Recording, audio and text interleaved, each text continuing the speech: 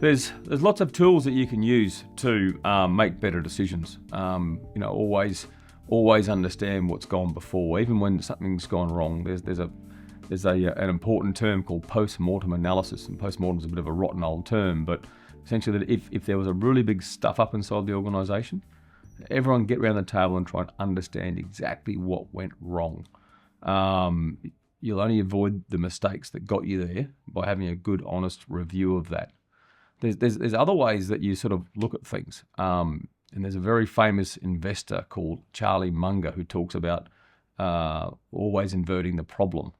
So you always think of if you're trying to make the best decision, always think of the worst thing that you could do. And then don't do that. So if you use as one of your guardrails, thinking about the absolute worst thing that you could do whilst making a decision, that will keep you well away from that. So there's lots of really good mechanisms out there, but there's numerous tricks, methods, and I suppose methods that you can use to work through problems and understand that. A little reading of some military authors as well is interesting. There's a book called Team of Teams by a man called Stanley McChrystal that very much goes into some of this at the same time as well. So there's people out there who've thought loudly about this and have put it down in writing. So it'd be really worthwhile potentially looking up some of that there. But if you're thinking that you've never done anything wrong in business and that everything you do is right, and maybe the reasons that there's a bit of failure around is due to other people's problems, maybe take a good hard look at yourself. One of my favourite sayings, I think, is traction trumps opinion.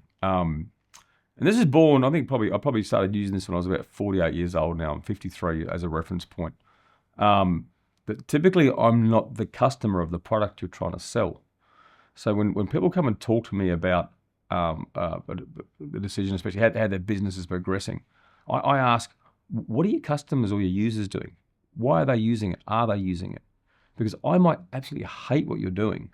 But if you've got, let's say, in ClipChamp's example, like 6 or 7 million users a month using the product, well, I'm wrong. It's that simple.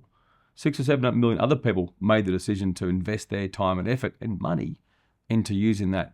So because I don't like it, or because ASE don't like it, it doesn't mean that it's bad. So have a look at the traction it's getting, and then potentially why it's getting it. So once again, this is actually coming back to one of my favorite sort of tropes, and manage with data. You never manage with your gut. Your gut has no neurons. You need to get the right data. You need to apply the right methodology to understanding that data. Take decisions based on that data. Re-look at those decisions after a sensible period of time to make sure they're the right ones. Once again, based on new data. Look for traction. Traction trumps opinion.